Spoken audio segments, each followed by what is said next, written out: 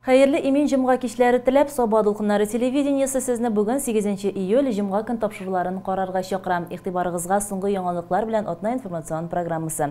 Hem bugünkü çıgarılışta. Yemli soba yor boyun yemlendirүү devam ite. Bu günlerde biri de tuğlu kuvvetini tüzülüş işleri bara. Yongın bilen soq bolu turunda kişkineden bilүү kerek. Bugün gaile, mehabet hem tuğrılık günü.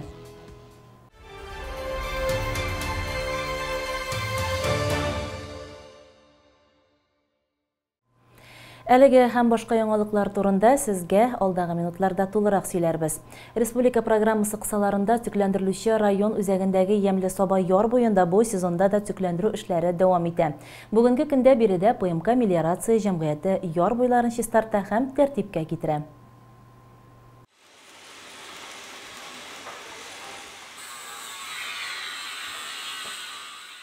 Төп эшләрнең берсе елганың Кәли шишмәсе янында бара. Биредә осталар бер юлы берничә эшкә алынган. Бер өлеше яр буеннан халыкка йөрер өчен басманың металл каркасын җыя. Икенчеләре ярның икенче ягында җәяүлеләр һәм машиналар өчен балчык ташып, юл өслеген тигезләү белән мәшгуль. Тиздән монда барысы да төптән үзгәрәчәк. Яр буйлары таш белән ныгытыла, су агымы чистартыла. Тау битендә генә урнашкан Бәдеркәй шишмәсеннән төшкән баскыч турыннан елга аркылы чыгып йөрү өчен аркылы басма эшләнәчәк. Bu işler 2018 yılında başlanan idi. Bugün gündənin ikinci etabı işlənə.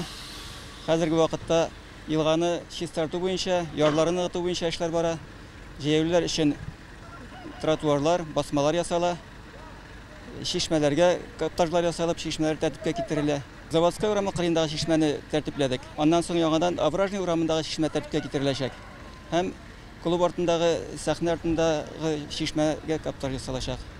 Onlardan kişiге su alу için oңайлыклар тудырылачак. Моторландыру боюнча күбрәк кишигә ял өчен, ял итеп йөрү өчен юллар ясалачак. Ял итәргә площадкалар, скамейкалар куелачак. Агачлар утыртыла, үләннәр чәчеләчәк. Ярлар ныгытылачак инде. Әйе, халык яратып йөри торган Кәли шишмәсе 3нче ел реконструкцияләнгән иде. Хәзер бирегә бигрәк тә яратып йөриләр. Суын алырга да, керен чайкарга да, суында коенырга да. Бик ошый шишмә буйларын моторлыйлар, менә яңадан үзгәрттеләр бит шишмәне. Кирләр чайкарга, сулар алырга бик күп кеше йөри, халык шатланып йөри, моторлыкны карарга читтән кайталар. Яшь чакта шушында уйнап үстек дип, бик күп кешеләр шушында шишмәгә төшәләр, ераклардан киләләр. Шишмәгә юлны суытмыйлар халык. Рәхмәт район җитәкчелегенә игътибар итеп, халык өчен шундый зур эш эшләгәннәр өчен. Суы тәмле шишмәнең. Элек-электән инде әйтәсем килә, бу шишмәнең безнең тарихы да бик кызыклы бит инде. Монда Собага килеп урнашкач, безнең дәүәтиләр, әтиләре Вәли исемле булган, сәүдәгәрләр булганнар, еракларга йөреп сәүдә иткәннәр. Татарлар бит инде русча бик белеп тә бетермәгәннәр. Шуннан исемен үзгәртеп Кәли дип эндәшкәннәр, Кәли бабай дип. Һәм шушы шишмәнең исеме Кәли шишмәсен йөртә бит инде. Элек-электән халык белә инде моны. Кәли шишмәсенә йөрибез дип йөриләр элекке халык. Суы җылы, тәмле, матур итеп менә ясадылар хәзер. Яшьләр шушы җылы көннәрне монда яшьләр дә бик күп йөри әле. Су кыйынырга, машина тезелеп, шатланып, күңелле инде шишмә шушындай шаугыр яшәп торгач. Ташландык шишмә түгел бит инде, матур күңелле. Рәхмәт. Кәли шишмәсенең икенче ягында да үзгәрешләр көтелә. Биредә мәчет артыннан төшкән басмага тоташтырып, яр буйлатып тротуар төшәчәк һәм елга аркылы тагын бер аркылы басма корылачак. Объектның 3нче участогы булып саналучы бүлешендә исә экскаватор белән яр буйлары тәртипкә китерелә. Техника ярдәмендә су чистартыла һәм яр ишелмәсен өчен елга ташы ярга түшәлә. Киң масштаблы төкләндерү эшләре Йәмле Соба яр буе күперенең икенче ягында да бара. Узган ел биредә пляж ясалып, ярлары тигезләндерелгән булса, быел күлне чистарту корылмасы урнаштыру, су коенырга урыннар ясау планлаштырылган. Хәзерге вакытта монда елга кырыйларын тәртипкә китерү буенча эшләр бара. Монда безнең күперләр ясала, шулай җәяүлеләр өчен тротуарлар эшләнә. Менә бу участокта безнең елгадан аккан яңгыр сулары белән аккан ләмнәрне җыеп калу өчен бетоннан корылма ясала. Елгадан төшкән ләмнәр шу корылмада җыелып, алар монда безнең кешегә су кыйну өчен күл ясалган. Хәзерге вакытта су 1 метрга тәбәнәккә төшергән әле. Шунда төшә торган ләмнәрне җыеп ала торган корылма булачак. Аны экскаватор килеп машина анасын җыеп кына ала торган булачак. Шушында ук безнең бер чишмәгә каптар жасалды, кешегә су алу өчен теге як ярда эшләнде. Яр буенда эш җитәрлек. Егетләр тау кырыен таш белән ныгыта. Параллель рәвештә юл белән ике арада яңгыр сулары агу өчен улак та эшләнә. Тау бите махсус таш белән түшәләчәк. Янәшәдә генә стадионнан ярга таба агачтан баскыч төзелгән. Яр буйларына 8000 агач утырту да планга кергән. Бер төркем хезмәткәр нарат агачы утырту, аларга урын әзерләү белән мәшгуль. Төзү төзекләндерү эшләренә барлыгы 40-ка якын кеше, 12 берәмлек техника җәлеп ителгән. Эш декабрь аенда төгәлләнергә тиеш. Әлбәттә, хәзергә биредә су коену, балык тоту кебек күңел ачулар тыелган. Әмма теләгән кеше өчен яр буенда ял итү зоналары булдырылган. Гомумән, табигатыбыз матур һәм аны чиста, тәртиптә тоту, эшләгән кешенең куйган хезмәтен хөрмәт итү үзебездән тора. Сабабызның ямьле су буйларын, гүзәл табигатен челәннәр дә үз иткән. Әле генә берсе очып китсә, икенчесе безгә көяз генә үзенең матурлыгын күрсәтә. Күктә акчарлак уйнаклый, ул үз чиратында судан үзенә балык аулый. Авыл тормышының бер атрибуты булган каз бәбкәләре әкрен генә яр буенда үлән чимченә. Ямьле Саба яр буен халык чыннан да үз итә. Биредә яшәүчесе дә, кайткан кунаклар да мондагы матурлыкны ярата. Чөнки балалар өчен дә, өлкәннәргә дә көндәлек мәшәкатьтән ял итү мөмкинлекләре бихисап. Янгын күзәтчелеге хезмәте 18 июль көнендә 95 еллыгын каршы алачак. Һәрберебезнең янгынны сүндерүгә караганда кисәтү җиңелрәк дигән гыйбарәне ишеткәне бар. Әмма профилактиканың янгыннарга каршы көрәшнең мөһим өлеше булу төшенчәсе соңрак барлыкка килгән. Янгын куркынычсызлыгын тәэмин итү өлкәсендә күп гасырлык тәҗрибә туплану нәтиҗәсендә генә дәүләт янгын күзәтчелеге хезмәте оештырылган. Безнең районда профилактика мөһим һәм кирәкле эшләрнең берсе булып тора. Бәйрәмнәре якынлашкан көннәрдә бу өлкә белгечләре бәләкәч балалар бакчасында булды. Спичку не тронь, спички огонь. Не градусов спичку, помни ты, она мало, но спички невелички, может дом сгореть дотла. Ут белән шаярма дип исемләнгән чара балаларга бик күп мәгълүмат җиткерә. Җәйге чорда бу аеруча актуаль. Балаларның ут белән шаяруы бик зур бәла каза китереп чыгарырга мөмкин. Аяныч хәлләрне булдырмас өчен даими рәвештә алар белән сөйләшүләр алып барырга кирәк. Спектакль уен формасында җиткергәндә балалар аны аеруча зур кызыксыну белән күзәтә. Бүгенге көндә бәләкәч балалар бакчабызга 244 бала йөри, 244 бала тәрбияләнә. Бакчабызда балаларны кече яшьтән янгын куркынычсызлыгы кагыйдәләренә өйрәтү буенча эш төрле юнәлештә алып барыла. Мәсәлән, ел дәврендә бер атнаны махсус янгын куркынычсызлыгы атналыгына багышлап үткәрәбез. Тәрбиячеләребез шулай ук матур әдәбиятлар укыйлар, рәсемнәр, кул эшләре ясаталар, әти-әниләр белән дә аңлатма эшләре алып баралар. Менә бүген дә матур чара карап үтәбез, ут белән шаярма дип исемләнгән. Алар барысы да балаларны игътибарлы булырга, янгын чыккан чиракта үз-үзләрен ничек тотырга, һәм инде шырпы белән ничек дөрес кулланырга, сак булырга өйрәтә. Һәм инде чыгышымнан файдаланып, әти-әниләрен дә кисәтеп әйтеп куясым килә. Шушы җәйге чырларда балаларга игътибарлы булсалар иде, үзләрен генә иләрдә калдырмасыннар иде. Һәм инде янгын куркынычсызлыгы кагыйдәләрен еш кына исләренә төшереп торсалар әйбәт булыр иде. Чөнки балаларыбызның иминлеге өчен барыбыз да җаваплы. Сценарий буенча саксызлык нәтиҗәсендә псинең өенә ут каба, урман җәнлекләренең барысы да ярдәмгә ашыга. Су, ком, огнетушитель ярдәме белән алар янгынны вакытында юк итә. Чара барышында янгын күзәтчелеге бүлеге җитәкчесе Айнур Галимуллин балалар белән әңгәмә корып, аларның сорауларына җавап бирде. Янгын күзәтчелеге бүлегенең төп вазифасы инде менә бу объектларда янгын куркынычсызлыгы кагыйдәләрен үтәлеше тикшерү инде безнең ел дәврендә план нигезендә мондай эшләр алып барыла безнең. Монда күпчелеге инде объекты с массовым пребыванием дип әйтәбез. Монда садиклар керә, мәктәпләр керә, соцзащита объектлары инде, больницаларда алар еш тикшерелә инде. Калган объектлар безнең шул категориясенә карап инде тикшерү сроклары шуңа карап бара инде. Аларның эше янгыннарны кисәтү профилактикадан гыйбарәт. Тормыш шартлары авыр булган, социаль яктан уңышсыз гаиләләр, өлкәннәр, ялгызлар яшәгән йортларда да еш булалар. Соңгы айларда административ чаралар катгыйланды. Штраф суммаларының да бермә-бер артканлыгын истән чыгармаска кирәк. Янгын куркынычсызлыгы темасына багышлап нәниләр пластилиннан янгын сүндерү җайланмалары, төрле төсләр белән рәсемнәр, кул эшләнмәләре ясаган. Янгын сүндерү техникалары җайланмаларыннан кечкенә генә күргәзмә дә барлыкка китергәннәр. Бәләкәч балалары ут белән ысак эш итәргә кирәклеген кечкенәдән аңлап үсә.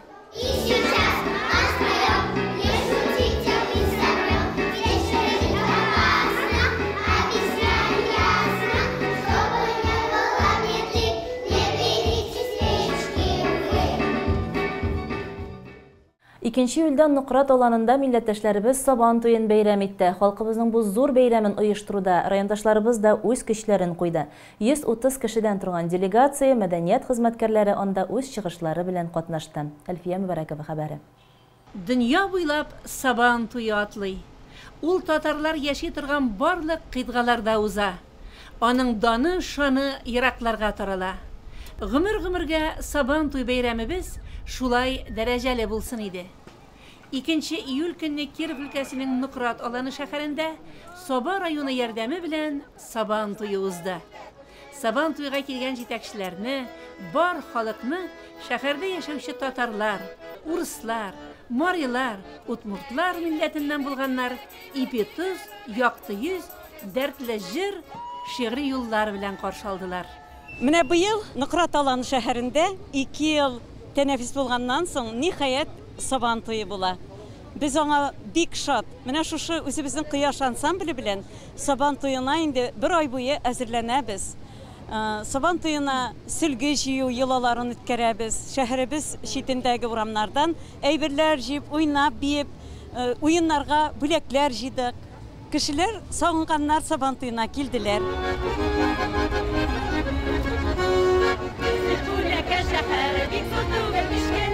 Onda yaşavşı tatarlar koymadığına düşkeler. Onda yaşavşı tatarlar koymadığına düşkeler.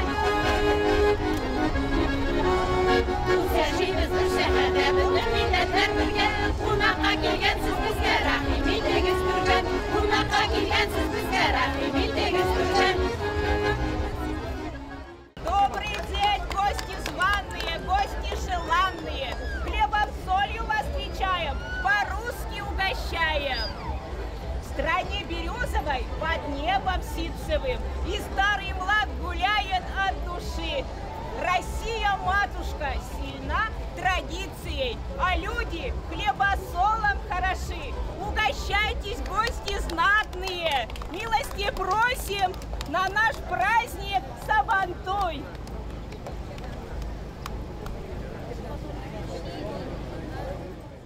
Сабан туй проводим ежегодно. Мне это мероприятие очень нравится. Я хоть и русский, но я всегда себя говорю, что я русский сын татарского народа. У нас более 25% проживающих татар, многонациональная. Мы граничим с Татарстаном, поэтому праздник, он как бы у нас на слуху, мы его любим. Вот единственное, что мы вот первый год проводим его вот здесь. 2 года не проводили, потому что была пандемия. Обычно мы делали его около кирпичного нашего завода. Там с гонками, со всеми делами, но вот решили как-то перенести его в центр, то есть задействовать уже и стадион, и вот эти площадки, и футбол провести. Вот первый раз проводим, поэтому вот если получится, если людям понравится, значит, наверное, будем здесь проводить. А ежегодно проводили вот на той площадке. Народу будет много, я в этом уверен, потому что, как бы, еще раз говорю, что праздник, он и нравится не только татарам, он и нравится и русским. Все сюда будут приходить, шашлык, чай. Тагын әллә нинди тәм-томнар сату рәтләренә чыгарыла. Халык үзенә кирәк әйберләрне шушы бәйрәмгә килгәч юнәлтә. Әнә, Саба коймагын ничек яраталар, ә инде төрле спорт ярышларына киң майдан бирелгән. Футбол ярышларында Саба районыннан гына да 3 команда катнашты. Шунысы куанычлы, безнең район командасы 1-нче урынны яулады. Сабан туена килгән кунаклар да бик канәгать. Вот решили пойти на Сабан туй, потому что нам нравится тут такое гуляние. На борьбу мы пришли, решили поучаствовать в борьбе. Вот идем. Сабантуй для нас это тоже праздник, как и русских, как и татар. У нас нет разделения, мы очень любим этот праздник. В общем-то, мы уже в возрасте, и раньше каждый год посещали этот праздник. И очень благодарны. Всем желаем здоровья. Конечно. Во-первых, у меня это вообще как бы с детства. И вообще, представляете, это Сабантуй, он как бы везде и повсеместен. Я из Крыма, допустим, да, ну я уже какое-то время живу здесь, но из Крыма. Сабантуй в Крыму – это тоже что-то невероятное. И с самого детства это было всегда очень весело, интересно и занимательно. Знаете, что для детей, что для взрослых. Вот. И вообще, хорошо, что вот это все сохраняется, правда, это вся культура. И она для нас, для всех наших людей, вот в наших полянах, там где-то еще, да, это все у нас вот гармонично со всеми людьми существует, правда? Замечательно все. Иң мауктыргыч, иң күңелле мизгелләр Сабан туйының төп майданында гөрләде.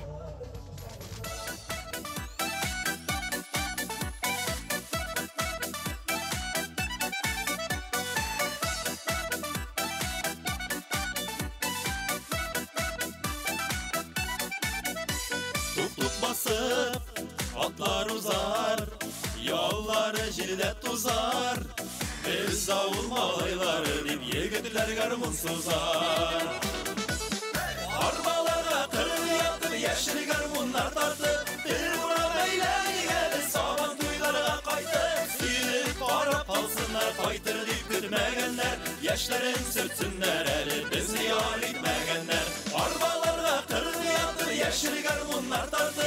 Bir vura eyleni geldi, Saban tuylarına kaydı. Silip qarab kalsınlar, kaytır dip kütmegenler. Yaşların sürtsünler eli, bizi yar etmegenler.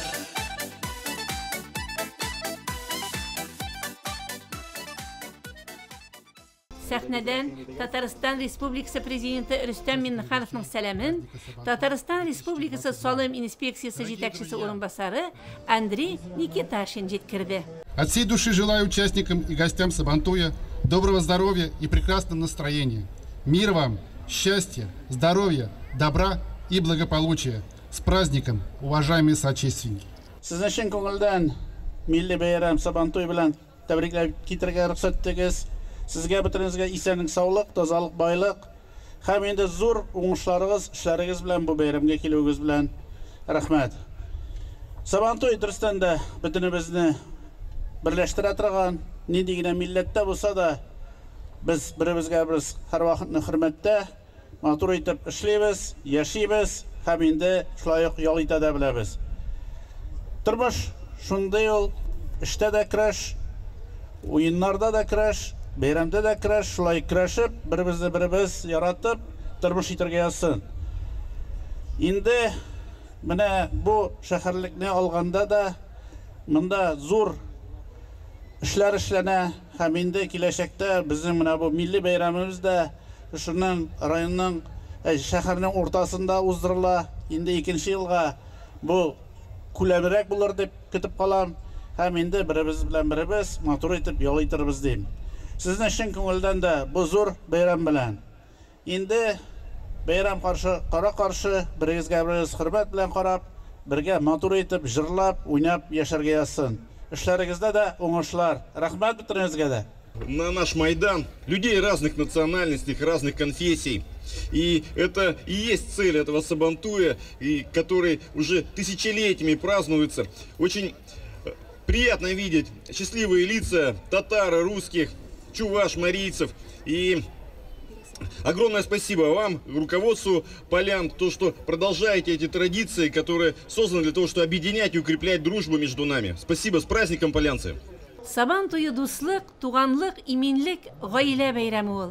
Ныкрат аланында гомер кичерүче, төзелештә эшләп лаеклы ялга чыккан, 60 ел бергә матур гомер кичергән Галимҗановлар гаиләсе белән без Сабан туйда таныштык. Бу сөйкемле гаилә бик күпләргә үрнәк булып яши. Аны хәзер аңлатып булмый инде. Ул диңгездән генә йөзеп чыга торган түгел. Төрле вакыт була. Ну хәзер тормыш әйбәт. Участвуйте, дорогие друзья, в наших играх. Балалар таралып бетте инде. Икәү генә торабыз тыныч. Приглашаем, если не хотите участвовать, то тогда Аллаһка будем шөкер. болеть. 5 бала үстердек, бар да әйбәт, кияүләр әйбәт.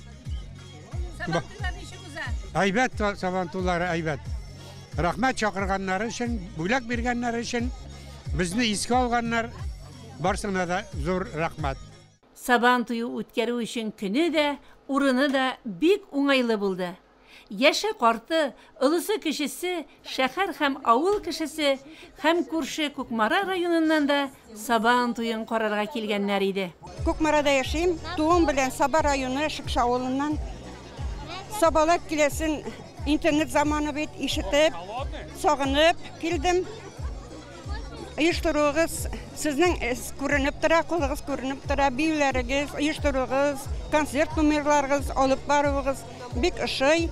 Мин башка елларда да килгән идем, күршеләр бит. Бу ел аермалырак бигрәк тә күңелле. Рәхмәт сезгә, бәйрәм бүләк иткәнегез өчен. Күршеләргә менә Киров өлкәсенә, Нократ аланы халкына һәм безгә кунакларга. Сабантуйы батыры булып Нократ аланы Сабантуйында беренче тапкыр үз егетләре Раил Сәләхетдинов калды. Сабантуйы күңелле, мавыктыргыч, кызык һәм шәп булды. Һәр кем бәйрәм оештырырга ярдәм иткән сабалаларга, безнең башлыгыбыз Рәис Нургали улы Миннехановка, мәдәният, спорт өлкәсендә эшләүчеләргә, аш-су осталарына зур рәхмәтен әйтте. Сабантуйда кабат очрашулар насип булсын. Сәмимин тұрды қызымы, сулайлары шешмәрі. Ошана көрмәгіз бірік, сағынмады дейсәлер. Ошана көрмәгіз бірік, сағынмады дейсәлер. Шипшимләрді, сағышыларды, көрмеймәді сарғайып. Алып қаршы мені, сына қайтам сағыны. Шипшимләрді, сағышыларды, көрмеймәді сарғайып. Алып қаршы мені, сына қайтам сағыны.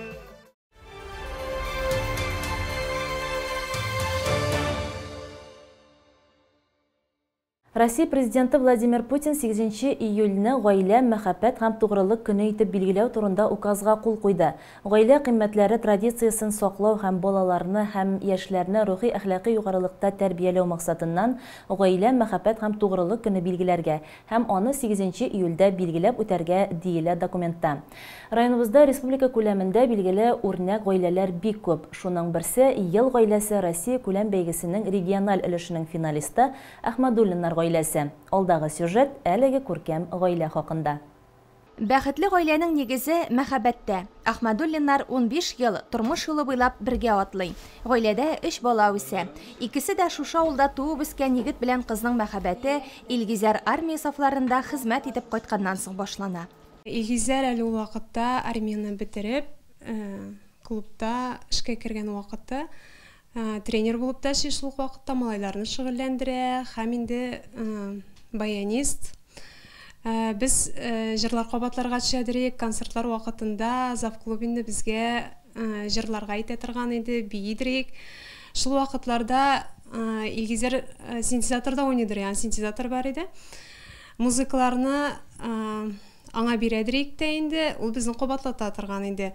Шул вакытта күз төшкәндер инде, ул самый менә 10-11 классларда балаларның үзләреннән олырак егетләргә күз атып биргән вакытлары бит. Шундый бер вакытта без инде вакытта әле клубларга да чыгадырык.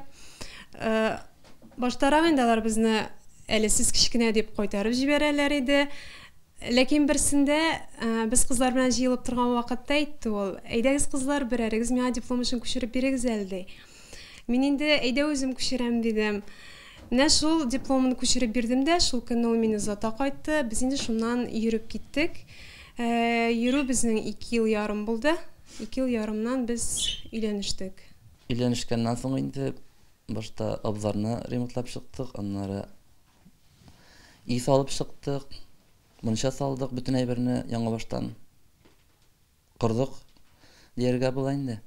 Илгизәр Симет авыл җирлеге башлыгы вазифасын башкарса, Ләйсән шушы авылда мәдәният йорты мөдире. Икесенең дә район, республика җитәкчелеге тапшырган мактау грамоталары инең бер бүлмәсен алып тора. Нечкәбил республика конкурсының көмеш нечкәбил, назлы нечкәбил номинацияләрендә җиңү яулады Ләйсән. Балалары да үзләре сыман сәләтле. Ике малай да көрәш белән чыныгып, призлы урыннар алып үсә. Сәнгать өлкәсендә дә уңышлары сөенерлек. Ике малай бер кыз тәрбиялибез. Олысына инде быел 14 тулды, уртанчысына Инсаф 12. Һәм инде кичкенә кызыбызга 8 яшь. Нәрсәләр белән шөгыльләнә дигәндә, ике улыбыздагы көрәш белән бик мавыгалар инде. Шулай ук Собадагы музыка мәктәбендә белем алалар. Төрле конкурсларда, республика күләм, район конкурсларында яхшы нәтиҗәләргә ирештеләр. Фәридә әле кичерәк, Фәридә инде ул күбрәк сәнгать ягыннан да булган бала. Спорт ягыннан да, бар яктан да килгән, нәрсә кушсак тагын шуны эшли алалар. Өйдә балалар тәрбияләүдә төп ярдәмче әниләре Вәсилә апа. Гомер буе математика фәненнән белем биргән укытучы балаларның өй эшләрен хәзерләвен үз контролендә тота. Мин үзем 4 ул тәрбияләп үстердем. Олысы юл һәлакәтендә һәлак булды. Өчесе исән, өйләнделәр, аныкларым бар. Хәзерге вакытта Илгизәр белән Ләйсән гаиләсендә бергә яшибез. Бик тату яшибез, киленнәрем, үземнең кызларым шикелле. Бергә аңлашып, ярдәмләшеп яшибез. Без бергәләп Казанларга, Сабаларга, Абхазияларга барып йөрибез. Самолетта ашканыбыз бар. Минем әти белән әни бик әйбәт. Шикләвек җыярга барабыз. Әни белән җиләк җыябыз. Өйдә нинди эшләрдә булышасың аларга? Мин әнигә идән юырга булышам, тозан сөртергә, көзге сөртергә, ине җыештырам. Гаилә кыйммәте, тыныч яккан тормыш, гаиләдә һәр кешенең бер-берсен аңлап, ярдәмләшеп, үзен бәхетле хис итеп яшәве. Шулай да бәхетне һәркем үзенчә аңлый. Бәхетле гаилә дигәндә, минем күз алдына инде таянырдай кешең булу, таянырдай балаларың булу, шанычлы ирең, бер-береңне яратып яшәү, бер-береңне хөрмәт итү, авыр вакытларда ярдәм итү, киңәшче, сәрдәшче, балалар ягыннан да, ир ягыннан да, менә шулай булса, бәхетле гаилә буладыр дип аңлыйм инде мин. Еллар үткән саен мәхәббәт сүрелә диюләре дә дөрес түгел. Бу фикергә үрнәк барның үз карашы. Бер-береңне аңлап, бер-береңне тулыландырып яши алсаң, мәхәббәт сүрелмидер инде ул. Хатыныма булган мәхәббәтем еллар үткән саен артагына бара. Мин аны бик яратам. Спорт, мәдәният, җәмәгать эшләрендә Ахмадуллиннар гаиләсенең олысы кешесе актив катнаша. Бергә уздырган буш вакытларында и гармон моңына күмелә. Яратып фортепиано һәм синтезаторда уйныйлар. Ләйсән, Фәридә оста җырчы һәм биюче.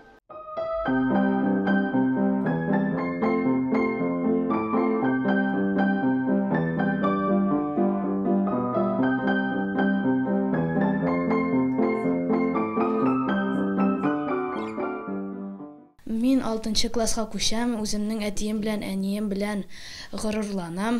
Без абыем, сеңлем белән әниемнең, әтиемнең йөзенә кызыллык китермичә, әйбәт кешеләр булырга тырышабыз. Алар безгә бик әйбәт тәрбия бирәләр. Без әтием белән гел пишән чабабыз бергә. Әниемә үй җыештырырга булышам. Без президентское состязаниедә беренче урын яулап алдык. Һәм без Татарстанны яклап Туапсыга сентябрьдә барачакбыз. Кеше гаиләсе белән матур, бәхетле һәм бай. Гаилә нык һәм тату булса, бәхет тә бермә-бер арта. Шундый гаиләсе булган кеше генә тыныч күңел белән җырлап гомер итә.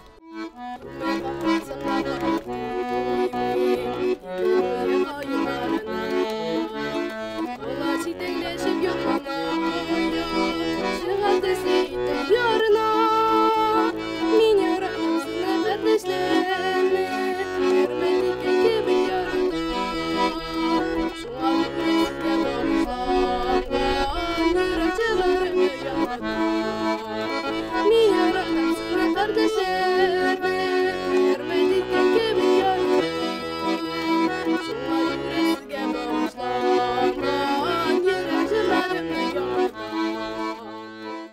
Гаилә мәхәббәт һәм тугрылык көненең символы ромашка чәчәге. Ромашка безнең якларда иң танылган һәм киң таралган чәчәк. Бу бәйрәм җәй көне үтә. Ә җәйне чәчәксез күз алдына да китереп булмый. Шулай ук ромашка борынгыдан Россиядә мәхәббәт символы булып санала. Тантаналарның менә шундый аңлаешлы һәм күңелгә якын символы бу бәйрәмгә танылу китерә. Бу көнне әлеге матур чәчәктән тәкыяләр үрәләр, бер-береңә чәчәк гөлләмәләре бүләк итәләр. Июль айының 2-нче якшәмбесе хат ташучылар почта элемтәсе хезмәткәрләре көне буларак билгеләп үтелә. Бүген без сезгә Килдебәк авылындагы бүлекчә эшчәнлеге турында сөйләрбез. Коллектив тармакта җитәкчелек куйган планнарны үтәү буенча алдынгы сафта бара. Тулырак Рәйлә Галәвина сөйли. Авыл кешесе, бигрәк тә өлкәннәр, тыңгысыз халык. Алар бар эшләрен иртән башкарып куярга гадәтләнгән. Почта ишекләре ачылуга Хания апа беренчеләрдән булып түләүләре белән килеп керде. Исәнмесез, Хания апа, түләүләр белән килдегезме? Әйе, түләүләр белән килгән. Россия почтасының Саба бүлегенә караган Килдебәк бүлекчәсендә Фәнүсә Абдуллина һәм Алсу Шамилова халыкка хезмәт күрсәтәләр. Эш урыннары клуб бинасы белән бер түбә астында. Якты, уңайлы, җылы. Атнаның дүшәмбе, чәршәмбе, җомга көннәрендә биредән кеше өзелми. Авылдашлар коммуналь түләүләр белән дә кибет кирәк ярагы диеп тә килеп китеп торалар. Түләүләрне монда килеп түләү бик уңайлы инде безнең өчен. Фәнүсә ул бик түгел. Бөтен эшен җиренә җиткереп башкара торган кеше. Мин әйтәм инде, монда бу почта бинасында Фәнүсәдән башка кеше эшли алмый. Аның шикелле җиренә җиткереп эшли торган кеше монда Фәнүсә генә эшли ала дип әйтәм инде мин. Чөнки инде ул ял көннәрендә дә монда төшеп эшли, өенә дә алып кайтып эшләп бетерә алмаган эшләрен. Ул бик түгел кеше, бөтен эшендә бик түгел дип башкара торган кеше. Нинди газета журналларга языласыз? Менә әле китап, гәҗит, журнал укулар бармы өлкәннәргә? Кирәкме гәҗит журналлар? Нишәп кирәк булмасын, кирәк инде. Мин үзем шул Сабат аңнарын алам инде, Российская газетаны алам. Килгәннәрен көтеп торам инде. Алсу аларны бик вакытында көнендә төгәл итеп китереп бирә. Квитанциялар, түләү квитанцияларын да төгәл итеп вакытында китереп бирә инде Алсу. Аннан соң нәрсә, йөдәләрне вакытында алабыз инде. Алар икесе дә бик тырыш, бик төгәл кешеләр. Килдебәклеләр теленнән үзләренә карата җылы сүзләр ишетү почта хезмәткәрләренә әлбәттә күңелле. Мөдир Фәнүсә Абдуллина 36 ел бер урында хезмәт куеп, һәр авылдашының күңеленә юл ачкан дияргә була. Килдебәк авылы инде зур авыллардан исәпләнә. Монда 200 хуҗалык, 600-гә якын кеше яши. Хезмәттәшем менә почтальон Шамилова Алсу белән берлектә инде. Бер-беребезгә ярдәм итешеп бергәләшеп эшлибез инде.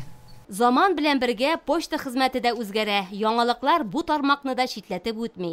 Әмма кешеләр арасындагы ныклы күпер дигән вазифаларына алар мәңге тугры кала. Почтаның инде төп хезмәте газет журналларга яздыру, тарату инде. Менә бу ярты еллыкта да инде 2нче ярты еллыкка 350 дәнә газет журналларга яздырдык. Тагы моннан тыш инде бөтен төр коммуналь хезмәтләргә акча җыябыз. Телефон, интернет челтәре, кәрәзле телефонга, аннары җир һәм милек салымнарына түләүләр җыябыз инде. Тагы инде көндәлек хатлар, көндәлек матбугат, посылкалар, мелкий пакетлар килеп тора инде. Хәзер инде кагаз извещениялар урынына электрон извещение керә. Бу инде кеше посылкаларны смс сообщение белән алала инде. Шулар белән рәттән инде тагы менә ай сайын 118 кешегә пенсияле эшенә, 125 кешегә субсидиялар таратабыз. Газлар, утлар, телефоннар өчен түләү квитанциялары өлешәбез инде 650 дәнә. Шушы эшләр белән инде бер рәттән яңадан менә халыкка кирәкле көнкүреш товарлар да сатабыз инде. Кәрәзле телефонга акча саласы булганда да почта хезмәте беренче ярдәм. Сотовыйга акча кертүеме? Ярар, 90-83-31-0. Сәридә Шакурова исә почта бинасына күбрәк кибет диеп килә. Бирегә Үзбәкстаннан кайтып төпләнгәннәр. Авылда почта эшләп кенә торсын ди. Почтада бына бөтен нәрсә бар. Сабыны да бар, банкалары да килгән. Бөтен нәрсә бар, порошоклары да, шәйләре дә. Менә даже тетрадьлар да бар. Аллага шөкер, бөтенесе бар. Нәрсә кирәк булса, сабага йөрергә пенсия күп түгел. Минималка, шуның өчен бик сабага бары алмыйбыз.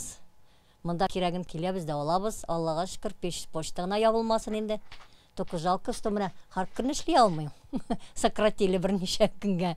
Ну, ярар, булай эшләсә дә Аллага шөкер.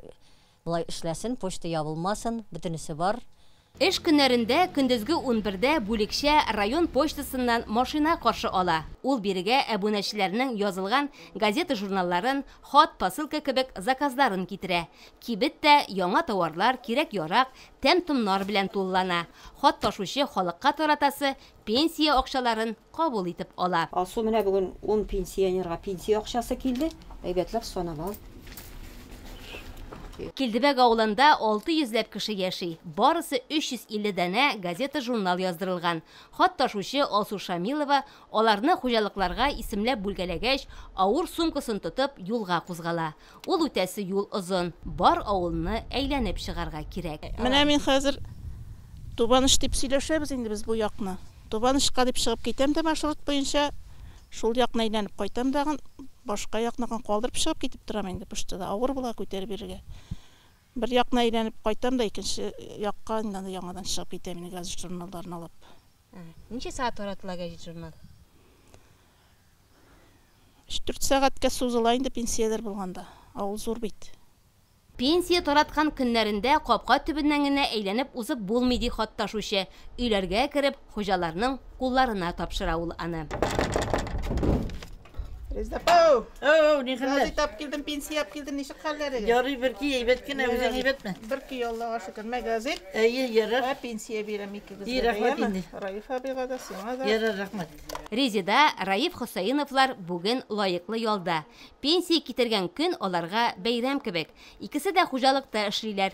Резида апа 40 ел фермада сыер сауа. Раиф абый төрле эштә йөреп 46 ел стажга ия. Без инде почтага якын булгач бигрәк тә Алсуның килгәнен көтеп торабыз, карап кына торабыз, ишектән чыкканын. Инде бүген бәйрәм көн, безнең бүген бит инде колхозчы акча алган көн шикелле, безнең бит инде полушка алган көн. Шулай торып аны көтеп торабыз, өйгә килгәнен карап ул вакытны килә инде. Бит төгәл эшлиләр. Рәхмәт аларга. Тиенә кадәр калдырмый санап бирә. Санап алып яңадан дип шулай торып бик зур рәхмәт аңа исән сагын эшләсеннәр. Гәҗитне минем иптәшем бик яратып укый әле, мин яңадан почтага килгән яңан өстәмә гәҗитләр тапшырып укытам аңар. Үзе без ике теле гәҗит алабыз. Ирек мәйданы белән сабатаңнарын. Сабатаңнарын бик яратып укыйм инде мин аны. Бүтән яңалыкларны шуннан танышып барам, район яңалыкларын, колхоз яңалыкларын да күбесен шуннан алып укыйбыз инде. Яраткан гәҗитем сабатаңнары.